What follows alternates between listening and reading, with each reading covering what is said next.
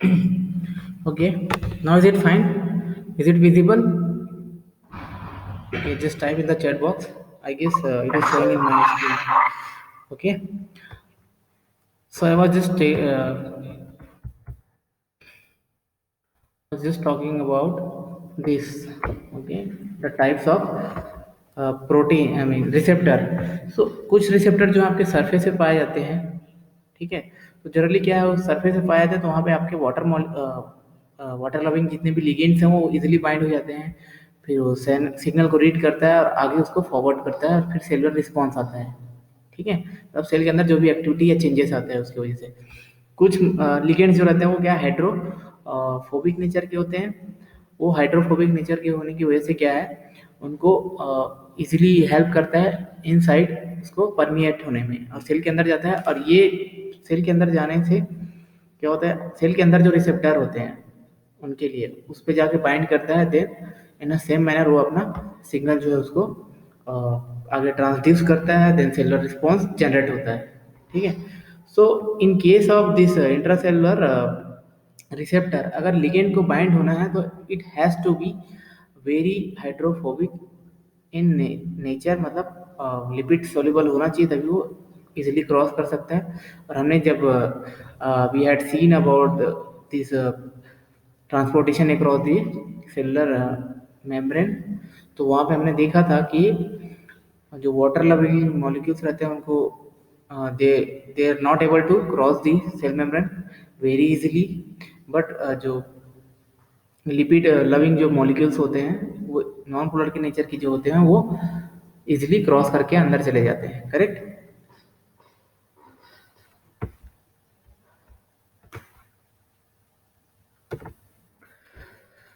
तो सेल के अंदर जो कम्युनिकेशन, मतलब सेल के बीच में जो कम्युनिकेशन होता है, there are 5 basic mechanism. Okay, 5 basic mechanisms के थ्रू होते हैं. So for cellular communication, direct contact.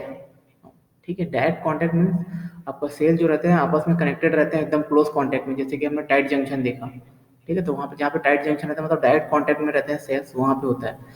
दूसरा होता है पैराक्राइन या फिर autocrine signalling and endocrine signalling and synaptic signalling. ठीक है. Okay, there is small mistake. Actually I have written 5 types. Okay, there are basically 4 types. Okay, remember. Then देखिए यहाँ पे जस्ट एग्जाम्पल है सारे जो सिग्नल जो होते हैं. ठीक है.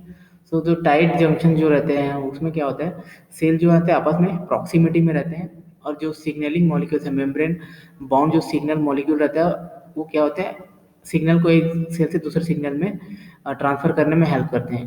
एकदम सिंपल मैकेनिज्म के थ्रू. कॉन्टैक्ट डिपेंडेंट, मतलब कॉन्टैक्ट जितना स्ट्रांग रहेगा, ठीक है, कम्युनिकेशन उतना स्ट्रांग रहेगा. देखिए यहाँ पे नेक्स्ट डायग्राम में सिग्नलिंग सेल्स जो है जहाँ से सिग्नल जा रहा है और रिसीविंग जो सेल्स हैं वो क्या है, थोड़ा डिस्टेंस में गैप है उनके बीच में. ठीक है. सो ये क्या करते हैं, ट्रैवल करके जाते हैं जो भी सिग्नलिंग मॉलिक्यूल है वहाँ तक. फॉर एग्जांपल जो लोकल हार्मोन्स है, ठीक है, हार्मोन्स जो ग्लैंड से सीक्रेट होते हैं, ठीक है, वो क्या है पहले ब्लड में जाते हैं. ठीक है. और ब्लड से पूरा बॉडी में जहाँ हर एक पार्ट में जाते हैं और जहाँ पे उसके लिए रिसीविंग मॉलिक्यूल्स रहते हैं, रिसेप्टर होते हैं, वहाँ पे जाके बाइंड करते हैं और उन सेल्स में अपना इफेक्ट शो करते हैं. तो ये उसका एग्जाम्पल है. ठीक है. तो जहाँ पे लॉन्ग डिस्टेंस ट्रैवल करना पड़ता है सिग्नल मॉलिक्यूल को, ठीक है, बहुत डिस्टेंट में कंडीशन में रहते हैं, उस वहाँ पे ये मैकेनिज्म जो है वो फॉलो अप होता है. Correct. Then synaptic means synapse के फॉर्म में न्यूरॉन्स जो रहते हैं उनके बीच में जो साइनेप्स होते हैं, न्यूरॉन्स जो रहते हैं दो न्यूरॉन्स के बीच में या फिर न्यूरॉन्स जो हैं दूसरे सेल्स के साथ या मसल्स के साथ या टिश्यूज के साथ जो साइनेप्स बनाते हैं. ठीक है. वो भी एक, it is also one of the way of communication. ठीक है. तो न्यूरॉन्स जो है वो आपका सेल जो है उसके साथ क्या करता है, साइनेप्स क्रिएट करता है और उसी साइनेप्स के थ्रू ये जो भी सिग्नलिंग मॉलिक्यूल है वो रिलीज होता है और उसको रिसीव करने के लिए आपके सेल के सरफेस पे जो रिसीविंग सेल है उसके सरफेस रिसेप्टर रहते हैं, उसको रिसीव करते हैं और फिर सिग्नल का ट्रांसडक्शन होता है. ठीक है, ये अपने पढ़ा भी है इन एक्शन पोटेंशियल, जब आप लोगों ने पढ़ा होगा। ठीक है, न्यूरो ह्यूमोरल ट्रांसमिशन जिसको हम बोलते हैं, एंड देन इंडोक्राइन। ठीक है, सो इंडोक्राइन सेल क्या कहते हैं, ब्लड स्ट्रीम में रिलीज कर देते हैं। ठीक है, सो कुछ लोकल हार्मोन्स होते हैं। देखिए यहाँ पे क्या डिफरेंस है पैराक्राइन और इंडोक्राइन में। देखिए यहाँ पे ये मैकेनिज्म जो आपके हार्मोन्स ही फॉलो करते हैं, but there is a difference. Paracrine मतलब आपका जो सिग्नलिंग मॉलिक्यूल है उसको ज़्यादा देर तक ट्रैवल नहीं करना है, करेक्ट। बट अगर उसको ज़्यादा देर तक ट्रैवल करना है, जैसे कि फॉर एग्जांपल पिट्यूटरी हार्मोन की बात करते हैं। पिट्यूटरी हार्मोन जो है आपका पिट्यूटरी ग्लैंड से क्या होता है, सीक्रेट होता है। ठीक है, ऑक्सीटोसिन भी वहाँ से पोस्टीरियर लोब से क्या होता है, सीक्रेट होता है। But where it has to act on ovary uterus, ठीक है, एंड डिफरेंट ग्लैंड्स। ठीक है, तो वहाँ उसको लॉन्ग डिस्टेंस ट्रेवल करना है, तो वो क्या करते हैं, ये जो इंडोक्राइन जो सेल्स हैं वो क्या करते हैं, अपने सिक्रेशन को ब्लड स्ट्रीम में रिलीज कर देते हैं। देन वहाँ से वो ट्रेवल करता है ब्लड के थ्रू, और ये जाता है हर एक पार्ट में, क्योंकि ब्लड का जो सप्लाई है वो आपकी बॉडी के हर एक सेल्स में है। ठीक है, फिर जहाँ पे उसका रिक्वायरमेंट है वहाँ तक जाता है, वहाँ पे जो रिसीविंग रिसेप्टर रहते हैं उसे बाइंड किया उसने, फिर अपना इफेक्ट जो है वो सेल करता है। तो पैराक्राइन में जहाँ पे डिस्टेंस कम ट्रेवल करना है, लोकल एक्टिविटी होनी है, ठीक है, वहीं पे सेल्स हैं। जहाँ पे जैसे कि हम बात करते हैं आपके जो डिफरेंट जो एंजाइम्स रिलीज होते हैं, कहाँ के, जीआईटी के। ठीक है, जो एंजाइम्स जो है पेप्टिन है, ये सारे जितने भी सीक्रेट होते हैं, और वहीं पे आपके स्टमक में इंटेस्टाइन में उसको एक्ट करना है, ज़्यादा डिस्टेंस ट्रेवल नहीं करना है, रिलीज हो जाते हैं वहीं पे। तो इस टाइप के जो हैं, जो लोकल, ये सब पैराक्राइन जो मैकेनिज्म है सिग्नलिंग का, उसको फॉलो अप करते हैं, और ये एक टाइप का लोकल मैकेनिज्म है। ठीक है, हार्मोन का या फिर एंजाइम्स का या फिर कोई भी न्यूरो का। ओके, तो समझ में आया आपको ये डिफरेंस। देन एक होता है रिसेप्टर के थ्रू। ठीक है, तो रिसेप्टर मतलब ऑटोक्राइन। ऑटोक्राइन मतलब, ऑटोक्राइन के मतलब खुद को रेगुलेट करना है, मतलब जहाँ से वो सेल्स जो है, सिग्नल जो है रिलीज हो रहे हैं, उसी सेल पे उसको रिसीव करने के लिए रिसेप्टर्स होते हैं। यहाँ पे डायग्राम में देखिए आपको, है ना, you will gate clarification about this कि कैसे होता है। लोकल हार्मोन रिलीज हुआ और जिस सेल से वहाँ से रिलीज हो रहा है वहीं पे वो एक्ट कर रहे हैं। ठीक है, तो ऐसे बहुत सारे एग्जाम्पल होते हैं। ठीक है, आगे पढ़ेंगे हम, जब हम स्पेसिफिक पढ़ेंगे डिफरेंट सिस्टम्स के बारे में, आप फार्माकोलॉजी पढ़ेंगे तो डिफरेंट ड्रग्स होते हैं, डिफरेंट मॉलिक्यूल्स होते हैं, सारी चीज़ों के बारे में। तो सेल कम्युनिकेशन कैसे होता है, when a signal,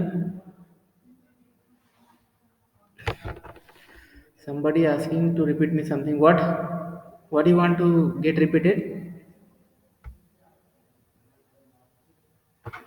Difference in autocrine, paracrine and endocrine, you are asking about this? Okay, I am just repeating कि देखिए यहाँ पे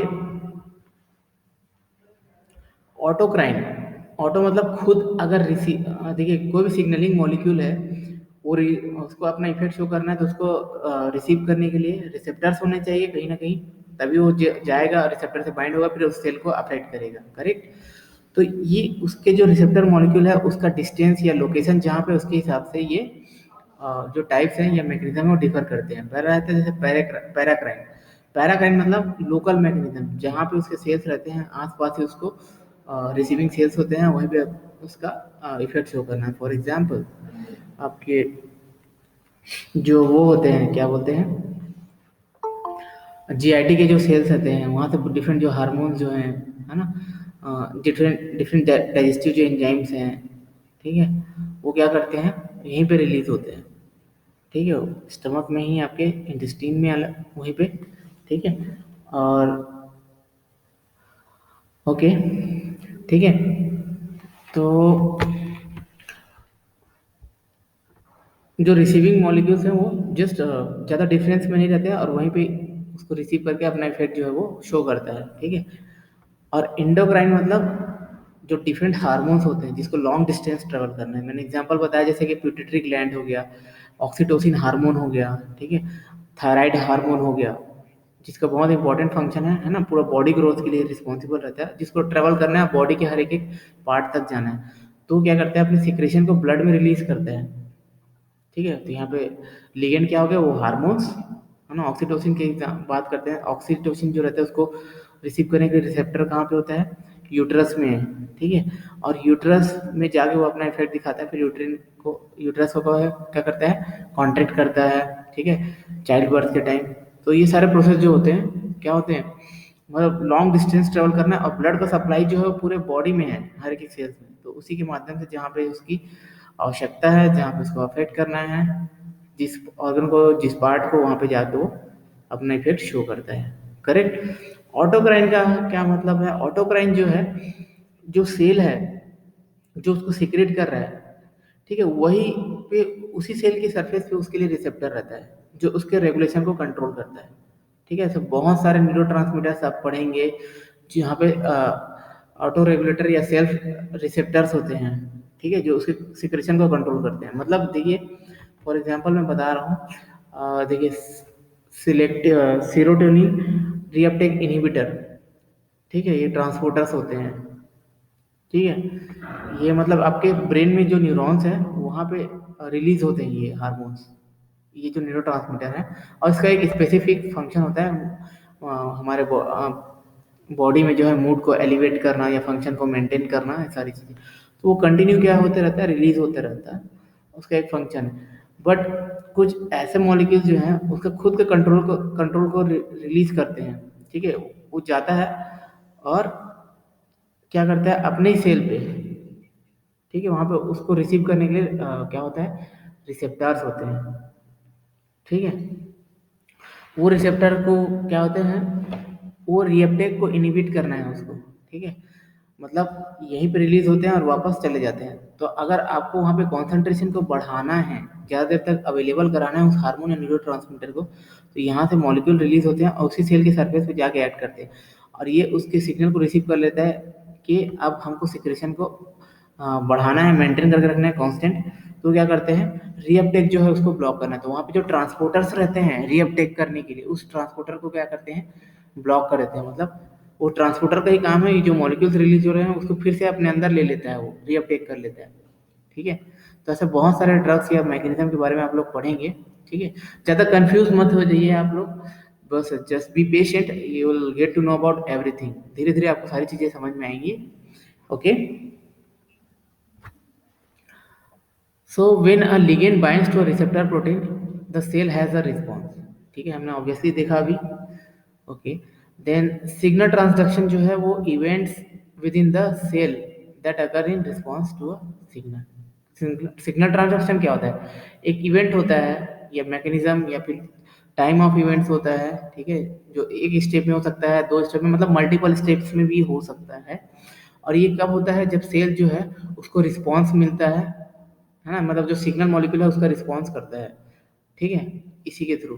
तो डिफरेंट टाइप ऑफ सेल्स जो हैं can respond differently to the same signal. ठीक है, अलग अलग टाइप के सेल्स जो होते हैं वो अलग अलग रिस्पॉन्स करते हैं सेम मॉलिक्यूल का। ठीक है, ऑलवेज याद रखिए, कुछ ऐसे हार्मोन्स मिलेंगे, ऐसे न्यूरोट्रांसमीटर मिलेंगे जहाँ पे अलग अलग इफेक्ट होता है अलग अलग सेल में। मतलब लिगेंड तो सेम है बट उसका इफेक्ट अलग अलग होता है। ठीक है, फॉर एग्जाम्पल हम बात करते हैं, एक हार्मोन होता है स्टाइल, न्यूरोट्रांसमीटर होता है एसिटाइलकोलिन। एसिटाइलकोलिन आप लोगों ने पढ़ा होगा, मसल कॉन्ट्रेक्शन में हेल्प करता है। मतलब ये क्या होता है, मसल का जो कॉन्ट्रेक्शन है उसको क्या करता है, एक्टिवेट करता है। ठीक है, स्केलेटल मसल्स में। ठीक है, तो मसल मूवमेंट बढ़ता है उससे। ठीक है, कॉन्ट्रैक्ट हो जाता है। बट इसी जो न्यूरोट्रांसमीटर है उसका सेम रिस्पॉन्स होता है कार्डियक मसल्स में। कार्डियक मसल्स जो होता है उसका जो कॉन्ट्रैक्शन जो रहता है उसको क्या करता है, स्लो डाउन कर देता है। वहाँ पे अलग रिसेप्टर पे एक्ट करता है और उसका इफेक्ट जो है अलग होता है। तो ऐसा डिफरेंट लिगेंड्स जो होते हैं वो क्या करते हैं, अलग अलग इफेक्ट शो करते हैं। ठीक है, अलग अलग सेल्स पे। तो सेल जो रिस्पॉन्स होता है to a signal often involves activating और इनएक्टिवेटिंग प्रोटीन। ठीक है, तो सेल का जो सिग्नल जो रहता है एक्टिवेटिंग प्रोटीन या फिर इनएक्टिवेटिंग प्रोटीन के थ्रू होता है उसका रिस्पॉन्स। जैसे कि अभी मैंने बताया कि कुछ सेल्स को, एक मसल को एक्टिवेट कर रहा है, दूसरे मसल्स को इनएक्टिवेट कर रहा है। तो ये डिफरेंस क्या होता है, वहाँ पे जो प्रोटीन रहता है, जो रिसेप्टर जिसके ऊपर वो बाइंड करता है, उसकी नेचर के ऊपर डिपेंड करता है। ठीक है, कि वो एक्टिवेटिंग है कि इनएक्टिवेटिंग है। ठीक है, तो phosphorylation is the common pathway to change the activity of protein. तो फास्फोराइलेशन मतलब क्या होता है, एडिशन ऑफ फॉस्फेट मॉलिक्यूल। ठीक है, एटीपी जो होता है वो क्या होता है, एडिनोसिन ट्राइफॉस्फेट होता है, मतलब वहां पे 3 फॉस्फेट मॉलिक्यूल क्या होते हैं, अटैच होते हैं एडेनिन नाइट्रोजनस बेस से। करेक्ट, यही होता है एटीपी। अब उसमें से एक एटीपी जब निकलता है, मतलब एटीपी जो है वो एडीपी से कनेक्ट होता है, मतलब एक फॉस्फेट मॉलिक्यूल जो है वो रिलीज करता है, एडिनोसिन डाइफॉस्फेट में कन्वर्ट हो जाता है वो ट्राइफॉस्फेट से। ठीक है, तो यही जो फॉस्फेट मॉलिक्यूल जो एक रिलीज हुआ है वो किसी प्रोटीन से या रिसेप्टर से या फिर आयन चैनल से क्या होता है, बाइंड हो जाता है। बाइंड होने के बाद उसको फास्फोराइलेट करते हैं। तो जिस प्रोटीन या रिसेप्टर से वो फॉस्फेट मॉलिक्यूल बाइंड हो रहा है, इस प्रोसेस को हम बोलते हैं फास्फोराइलेशन। और इसी की वजह से जो सेलुलर एक्टिविटी है ना, प्रोटीन के उसमें चेंजेस आता है। तो प्रोटीन काइनेस एक एंजाइम होता है जो ऐड करता है फॉस्फेट को एक प्रोटीन से। ठीक है, और फास्फाटेजेस जो रहता है एक एंजाइम है जो उसको रिमूव करने का काम करता है उस फॉस्फेट मॉलिक्यूल को, क्योंकि जब तक वो फॉस्फेट मॉलिक्यूल से बाइंड रहेगा तब तक कंटिन्यूस एक्टिविटी जो है वो चलती रहेगी। लेकिन हमको एक्टिविटी ऐसी नहीं है, एक बैलेंस बना के रखना है, जहाँ पे जब जरूरत है तब उसको एक्टिवेट करना है, नहीं है तो उसको इनएक्टिवेट करना है। तो इनएक्टिवेट होने के लिए क्या करना है, उसको उस फॉस्फेट मॉलिक्यूल को रिमूव करना है, and it will get remove with the help of by the action of this phosphatase enzyme. ठीक है, तो protein kinase is involved in the addition of the phosphate molecule to the specific protein, and phosphatase molecule, I mean enzyme is involved in the removal of that phosphate molecule from the particular protein. Okay, तो 3 stages होते हैं signal transduction के। पहला होता है आपका reception. ठीक है, इंट्रासेलुलर जो सिग्नल है वो उसको रिसीव करता है आपका सेल। दूसरा होता है ट्रांसडक्शन, मतलब सिग्नल जो है from outside cell to inside cell जो होता है, उसमें क्या होता है, उसके अंदर क्या होता है, ट्रांसड्यूस होता है ऑफन मल्टी स्टेप में, है ना। तो ये जो ट्रांसडक्शन होता है सिग्नल का वो मल्टीपल स्टेप में होता है, मतलब बाहर का जो सिग्नल है, मैसेज जो है वो अंदर के इन्वायरमेंट में है, मतलब एक सेल से दूसरे सेल में है। करेक्ट, तो ये मल्टीपल स्टेप में होता है। So not necessary transduction of ligand. ठीक है, तो ये लिगेंड का ट्रांसडक्शन जरूरी नहीं है। ठीक है, लिगेंड ही मतलब मल्टीपल स्टेप्स में होता है। ठीक है, लिगेंड का काम रहता है एक स्टेप को फॉलो करना। ठीक है, उसके बाद बहुत सारे लिंकेज होते हैं डिफरेंट मॉलिक्यूल्स के बीच में, वो क्या होता है, एक चैन रिएक्शन क्रिएट करते हैं, फिर वो क्या उसको कैरी फॉरवर्ड करते जाते हैं। ठीक है, तो लास्ट है cellular response. So cellular response जो होता है इज इनिशिएटेड एंड और occurs entirely within the receiving cell. ठीक है, तो सेलुलर रिस्पॉन्स मतलब पूरे सेल के अंदर का जो एनवायरनमेंट है उसमें चेंजेस की वजह से होता है। ठीक है, तो 3 स्टेप में होता है आपका जो भी सिग्नल जो ट्रांसडक्शन होता है, कम्युनिकेशन जो होता है, पहला रिसेप्शन, रिसीव करेगा रिसेप्टर उसको, ट्रांसडक्शन मतलब स्टेप में कैरी फॉरवर्ड करेगा उस सिग्नल को, और रिस्पॉन्स मतलब सेल के एनवायरनमेंट में जो चेंज आएगा जिसकी वजह से एक्टिविटी होगी। ठीक है, जिसको हम इफेक्ट आ रहा है बोलते हैं। तो ना, तो ये 3 स्टेप्स में आपकी ये जो सिग्नल जो है ट्रांसडक्शन का स्टेप है वो कंप्लीट होता है। करेक्ट, ये देखिए, रिसेप्शन मतलब मॉलिक्यूल जो है, सिग्नल मॉलिक्यूल बाइंड हुआ रिसेप्टर से, फिर सिग्नल ट्रांसडक्शन हुआ, है ना। मतलब एक प्रोटीन था, ठीक है, वो अपना शेप चेंज करके दूसरा शेप बनाया, दूसरे शेप से फिर और नेक्स्ट शेप में चेंज हो रहा है, मतलब एक कम्युनिकेट कर रहे हैं अलग अलग पार्ट के साथ। ठीक है, एक अलग प्रोटीन है उसके साथ कम्युनिकेट कर रहा है, तो मतलब स्टेप्स में हो रहा है रिएक्शन, इसको हम बोलते हैं ट्रांसडक्शन। ठीक है, जस्ट फॉर एग्जाम्पल। ठीक है, और जब आप ड्रग्स के बारे में पढ़ेंगे या हार्मोन्स के बारे में पढ़ेंगे या कोई भी पाथवे पढ़ेंगे मैकेनिज्म ऑफ एक्शन, तो आपको स्पेसिफिक चीज़ें पता चलेंगी कि कौन सा हार्मोन, कौन सा मॉलिक्यूल, कौन सा लिगेंड, कौन सा न्यूरोट्रांसमीटर कैसे ट्रांसड्यूस करता है अपने एक्शन को। ठीक है, देन थर्ड है आपका रिस्पॉन्स, मतलब एक्टिवेशन ऑफ सेलुलर रिस्पॉन्स। तो यहाँ पे एक देखिए एक एग्जाम्पल हम देखते हैं। रिसेप्टर्स होते हैं, मैंने बताया आपको। ठीक है, अलग अलग टाइप के रिसेप्टर्स होते हैं। ठीक है, तो जितने भी टाइप के रिसेप्टर्स होते हैं उनको ना 4 कैटेगरी में डिवाइड कर दिया गया है। ठीक है, उनके टाइप्स और फंक्शन के हिसाब से 4 टाइप होते हैं, तो उसमें से एक टाइप है आपका जी प्रोटीन कपल रिसेप्टर बोलते हैं। ठीक है। GPCR इसके बारे में आप लोग पढ़ेंगे डिटेल में, फार्माकोलॉजी जब आप पढ़ेंगे, ठीक है। और दूसरा होता है न्यूक्लियर रिसेप्टर, जो आपके न्यूक्लियस जो रहता है उसके ऊपर पाए जाते हैं, ठीक है। और एक जैक स्टेट काइनेट रिसेप्टर होता है, एक आयन चैनल रिसेप्टर होते हैं, तो अलग अलग टाइप के रिसेप्टर होते हैं, ठीक है। आयन चैनल रिसेप्टर मतलब जो आयन का एक्सचेंज के थ्रू एक्टिवेट करता है सिग्नल को, ठीक है। जी प्रोटीन का मतलब एक अलग ही होता है, बहुत लॉन्ग पाथवे होता है, ठीक है। अभी मैं आपको डिटेल में नहीं बताऊंगा, डिटेल में बताऊंगा तो आप यू विल गेट कन्फ्यूज, ठीक है। और हमारा जो टाइम है वो भी यहाँ पे इन्वेस्ट हो जाएगा, ठीक है। तो देखिए यहाँ पे मान लीजिए रिसेप्टर है जो आयन सिग्नल को रिसीव करता है, ठीक है। उसने क्या किया, रिसीव किया, ठीक है, जो भी है। फिर जिसकी वजह से change in the membrane permeability to sodium calcium and chlorine, ठीक है। ये सिग्नल मॉलिक्यूल है, जो भी हो सकता है सिग्नल मॉलिक्यूल, वो आयन रिसेप्टर से बाइंड किया। तो इसका क्या काम था, जो आयंस है ना, different ion sodium potassium chloride, इसकी परमेबिलिटी को बढ़ाना था अक्रॉस द सेल मेम्ब्रेन। तो इसने क्या किया, यहाँ पे बाइंड किया और इस रिसेप्टर को एक्टिवेट किया, मतलब ये जो चैनल है उसको क्या किया, एक्टिवेट किया, है ना। रिसेप्टर है ये चैनल रिसेप्टर, और जिसकी वजह से चैनल जो है उस अपनी शेप को, अपने फंक्शन को चेंज करता है, और जिसकी वजह से परमेबिलिटी जो है बढ़ जाती है, और मॉलिक्यूल्स जो है वो अंदर आने लगते हैं, आयंस जो हैं, और एक सिग्नल क्रिएट करते हैं, और वोल्टेज सेंसिटिव जो प्रोटीन रहता है उसको रीड करता है और एक सिग्नल को लेके जाता है, ठीक है, जिसकी वजह से सेलुलर रिस्पॉन्स क्रिएट होता है, ठीक है।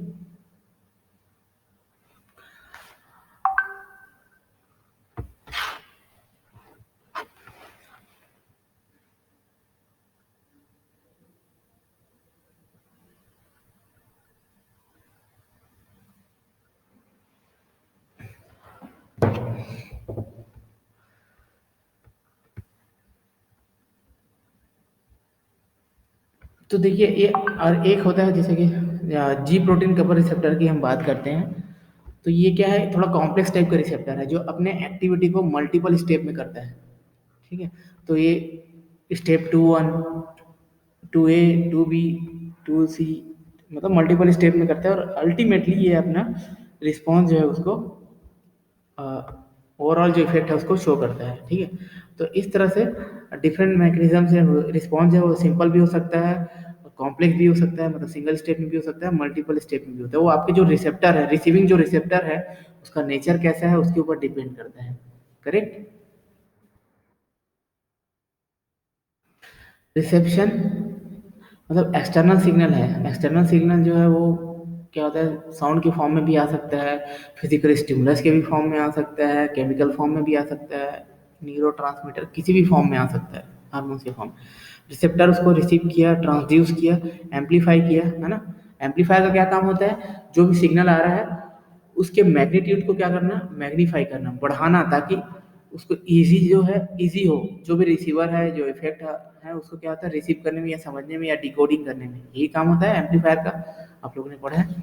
तो एम्पलीफाई करते मतलब उसके इफेक्ट जो है उसको बढ़ा देता है, ठीक है, जिसकी वजह से ओवरऑल रिस्पॉन्स जो है वो होता है। फॉर एग्जाम्पल यहाँ पर रेडियो जो वेव्स होते हैं, ठीक है, आपका जो रेडियो वेव्स होता है, ठीक है, वो वहाँ से क्या होता है, वेव्स के फॉर्म में सिग्नल आता है, उसको कौन रिसीव करता है, आपका रेडियो। रेडियो में जो एम्पलीफायर जो लगा रहता है ना, रिसीवर लगा होता है, ट्रांसड्यूसर लगा होता है, और एम्पलीफायर, ये पूरा सिस्टम किसका बना होता है, रेडियो के अंदर रहता है, जो सिग्नल को रीड करता है और फिर उसको एक साउंड वेव मतलब म्यूजिक के फॉर्म में उसको डिकोड करके बाहर, मतलब हमको इफेक्ट शो करता है अपना, करेक्ट। तो वैसे सेल के अंदर है, सेम इसी मैकेनिज्म से होता है, ठीक है। रिसीवर रिसीव करता है, ट्रांसड्यूसर उसको रिसीव करके एम्पलीफाई करता है, फिर लास्ट में इफेक्ट आता है, करेक्ट। तो रिसेप्टर के जो टाइप होते हैं, है ना, वो क्या होते हैं, इंट्रासेलुलर रिसेप्टर होते हैं, ठीक है। उनके मतलब जहाँ पे लोकेशन होता है उसको उसके बेसिस पे डिफाइन करते हैं। इंट्रासेलुलर मतलब located within the cell, cell के अंदर रहते हैं, ठीक है। सेल सरफेस पे रिसेप्टर पाए जाते हैं या फिर मेम्ब्रेन रिसेप्टर होते हैं। मेम्ब्रेन पे जो पाए जाते हैं सेल सरफेस पे, ठीक है, वो क्या है, आपके प्लाज्मा मेम्ब्रेन जो होते हैं, ठीक है, उस पे पाए जाते हैं। और ये क्या होता है, से जो भी रिसेप्टर है, रिसीवर जो मॉलिक्यूल है उसको आउटसाइड जो रहता है सेल के वहाँ पे बाइंड करता है, ठीक है।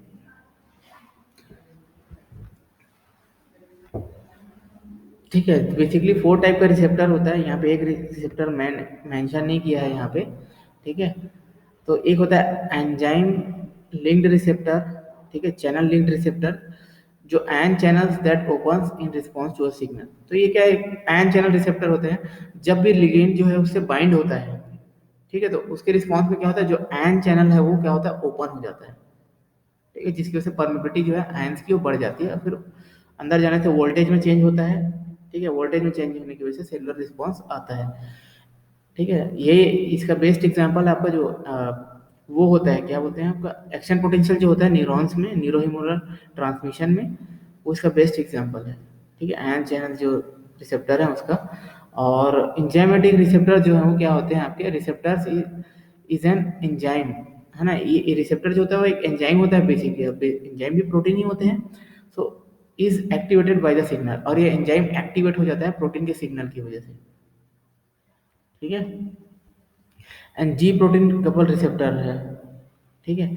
ये एक जी प्रोटीन मतलब एक प्रोटीन होता है, जीटीपी, है ना, मतलब ग्वानिसिन ट्राइफॉस्फेट, एडिनोसिन ट्राइफॉस्फेट होता है, वैसे ग्वानी ग्वानोसिन ट्राइफॉस्फेट होता है, ठीक है। ये मॉलिक्यूल जो है आपके उस रिसेप्टर से बाइंड होता है जीटीपी के फॉर्म में, ट्राइफॉस्फेट के फॉर्म, और ये हेल्प करता है सिग्नल को ट्रांसमिट करने को। मतलब जैसे ही लिगेंड मॉलिक्यूल इस रिसेप्टर से बाइंड हुआ, तो ये जो जीटीपी मॉलिक्यूल जो वहाँ पे अटैच्ड है रिसेप्टर के, मतलब जो इंट्रासेलुलर डोमेन पे, यहाँ पे मैं आपको बता रहा हूँ, ये दिख रहा है आपको, ये क्या है, जी प्रोटीन कपल रिसेप्टर है, ठीक है। यहाँ पे ये जी प्रोटीन है, दिख रहा है आपको, थ्री थ्री यूनिट्स होता है, थ्री एंटाइटी यूनिट होता है यहाँ पे, ठीक है, ये एक प्रोटीन है, जी प्रोटीन, ठीक है। ये जीटीपी होता है बेसिकली, ठीक है, इसमें जीटीपी मॉलिक्यूल होता है। तो यहाँ पे से एक यूनिट जो होता है क्या होता है, डिटैच हो जाता है उसका, और डिटैच होने के बाद ये एक्टिवेट हो जाता है, मतलब एनर्जी रिलीज होता है यहाँ से, फिर वो अपने फर्दर मैकेनिज्म को क्या होता है, ट्रांसड्यूस करता है, और assist in the transmitting the signal, ठीक है। तो यहाँ पे ओवरऑल समरी दिया है जी प्रोटीन कपल रिसेप्टर का एंड चैनल जो रिसेप्टर्स हैं उसका, ठीक है। तो you can just have a look into, ठीक है, उससे आपको समझ में आ जाएगा कि कैसे डिफरेंट फॉर्म में होता है। आयन चैनल का वेरी सिंपल है, मॉलिक्यूल्स जो हैं वो आपके बाइंड हुए, देखिए यहाँ पे पहले क्या है, आयन जो चैनल है वो क्या है, क्लोज कंडीशन में, ठीक है, ओपन नहीं है अभी, ठीक है। और जैसे ही लिगेंड मॉलिक्यूल जो है वो आगे बाइंड हुआ उससे, और बाइंड होने की वजह से जो है ये लिगेंड मॉलिक्यूल है, और ये लिगेंड मॉलिक्यूल जैसे ही बाइंड हुआ इससे आयन चैनल ओपन हो जाते हैं, और आयंस जो है वो अंदर परमिएट होना स्टार्ट होते हैं, बहुत सिंपल मैकेनिज्म। बट जीपीसीआर का थोड़ा सा, ओके, यहाँ पे थोड़ा सा कॉम्प्लेक्स पैटर्न होता है, ठीक है। ये जी प्रोटीन कपल रिसेप्टर, देखिए 7 मेम्ब्रेन हेलिकल स्ट्रक्चर होता है, मतलब 7 राउंड्स होते हैं ये, 1 2 3 ऐसे करके 7 हेप्टिकल स्ट्रक्चर होते हैं, जो आपके जो प्लाज्मा मेम्ब्रेन है उसके अक्रॉस गए रहते हैं 7 राउंड्स में, ठीक है। हेप्टामर बोलते हैं इसको, ठीक है, 7 प्रोटीन्स का जो स्ट्रैंड होता है इसकी वजह से। बाहर यहाँ पे रिसीविंग रिसेप्टर्स होते हैं लिगेंड को, अंदर यहाँ पे जी प्रोटीन उससे अटैच होता है, यहाँ पे इंटरसेलुलर डोमेन में इंटरसेलुलर मतलब सेल के अंदर वाला जो पार्ट है उसको हम इंटरसेलुलर डोमेन बोलते हैं, बाहर मतलब एक्स्ट्रा सेलुलर डोमेन बोलते हैं, ठीक है। अब यहाँ पे देख, ये अलग अलग मैकेनिज्म से एक्ट करता है, ये क्या है, एक्टिवेट होने के बाद दूसरे अंदर जो इंटरसेलुलर एंजाइम्स है उसको एक्ट कर देगा, बहुत सारे जो चैनल है, कैल्शियम चैनल, पोटेशियम चैनल, इसको एक्टिवेट कर सकता है, ठीक है। और बहुत मैकेनिज्म्स हैं इसका, है ना, ये आप जब जी प्रोटीन कपल रिसेप्टर पढ़ेंगे डिटेल में तब आपको और अच्छे से समझ में आएगा, बट मैं यहाँ पे जस्ट इन्फॉर्मेशन के लिए बता रहा हूँ आपको। जीटीपी रिलीज हुआ, उसने एक्टिवेट किया, और ये एक्टिवेटेड जो जीटीपी है वो जाके फिर एंजाइम्स को एक्ट कर सकता है, एंड चैनल्स को एक्ट कर सकता है, अलग अलग मैकेनिज्म से एक्ट करते हैं, डिफरेंट मैकेनिज्म से, ठीक है। एंजाइम लिंक्ड जो होते हैं वो क्या होता है आपका, सिग्नल मॉलिक्यूल रहते हैं एज अ डाइमर के फॉर्म में रहते हैं, देखिए एक यूनिट ये हो गया, ये सेकेंड यूनिट हो गया, 2 यूनिट होते हैं जिसको हम डाइमर बोलते हैं। तो नॉर्मल जब इनएक्टिवेटेड कंडीशन में रहता है तो ये सेपरेटेड रहते हैं, ठीक है। और जैसे ही लिगेंड आके बाइंड हुआ से एक्टिवेट होते थे ये कैटालाइटिक जो एंजाइम्स हैं, इसकी वजह से क्या होता है, ये क्लोज में आते हैं, क्लोज कांटेक्ट में, ठीक है, और अपना इफेक्ट शो करते हैं ये। एक्टिवेट हो जाते हैं तो। और एक होता है आपका न्यूक्लियर रिसेप्टर, फोर्थ टाइप। तो वो रिसेप्टर जो रहते हैं न्यूक्लियर, वो क्या होते हैं आपके इसके ऊपर रहता है, किसके ऊपर, न्यूक्लियस के ऊपर रहता है। ओके। और ये न्यूक्लियस के पे ही जाके एक्ट करता है, और बहुत टाइम लगता है उसको अपने एक्टिविटी शो करने में, क्योंकि पहले वो सेल मेम्ब्रेन को क्रॉस करेगा, फिर डिफरेंट जो हार्डल्स आते हैं सेल के अंदर, उसको जैसे भी होता है उसको बियर करते हुए आपके न्यूक्लियस पे पहुंचेगा, वहाँ पे सेल से बाइंड होगा, देन एक्टिवेट करेगा और रिस्पॉन्स शो करेगा। तो ये बहुत स्लो रिस्पॉन्स होता है। तो मोस्ट ऑफ द एंजाइम्स जो होते हैं इसी मैकेनिज्म से काम करते हैं। ठीक है।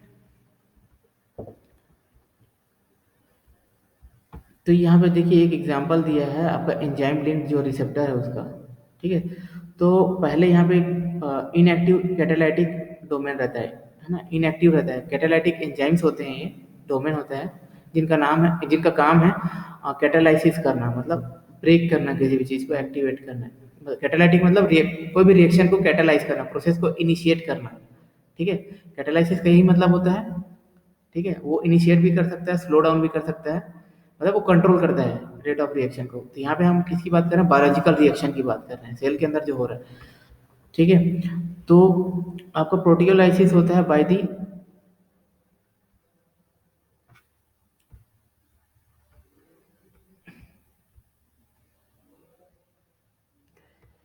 ठीक है, मेटालो प्रोटी प्रोटीनेज एंजाइम्स। ठीक है। इसका नेचर है, ठीक है, मेटलर्जी के एंजाइम्स हैं। ठीक है। अलग अलग टाइप के एंजाइम्स होते हैं, इसके बारे में आप लोगों ने पढ़ा होगा। तो यहाँ पे जस्ट एग्जांपल दिया है। तो प्रोटियोलाइसिस होता है, मतलब ये एंजाइम जो है ना, ये एक्टिवेट होता है लाइसिस के थ्रू, और एक्टिवेट होने के बाद क्या करता है ये, आपके मेम्ब्रेन जो है, ठीक है, वो रिलीज करता है आपका कुछ सिक्रेटिन मॉलिक्यूल्स। ठीक है। एक कॉम्प्लेक्स मॉलिक्यूल होता है सिक्रेटिन मॉलिक्यूल्स। ठीक है। जो आपके सेल मेम्ब्रेन जो है वहाँ से रिलीज होता है, इंटरनल पार्ट से। और ये मॉलिक्यूल जाते हैं और आपके जो न्यूक्लियर रिसेप्टर रहते हैं वहाँ पे बाइंड करते हैं। ठीक है।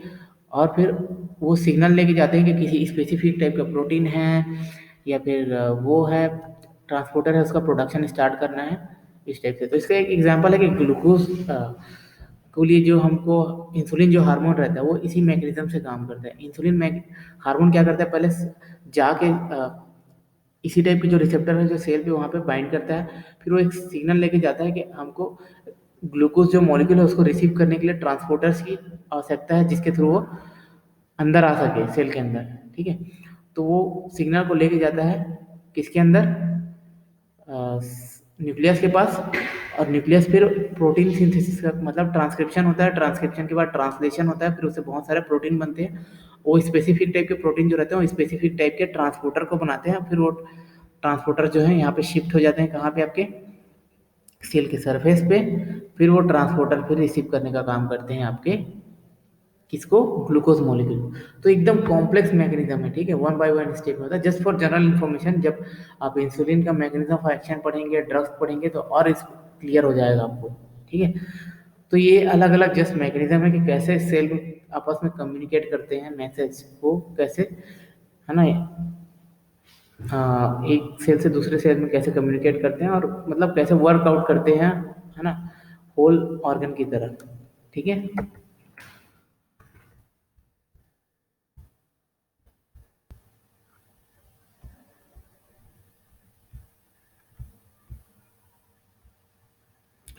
So this is just enough for the day. I guess this much of information is sufficient for understanding what is the way of communication between the cells.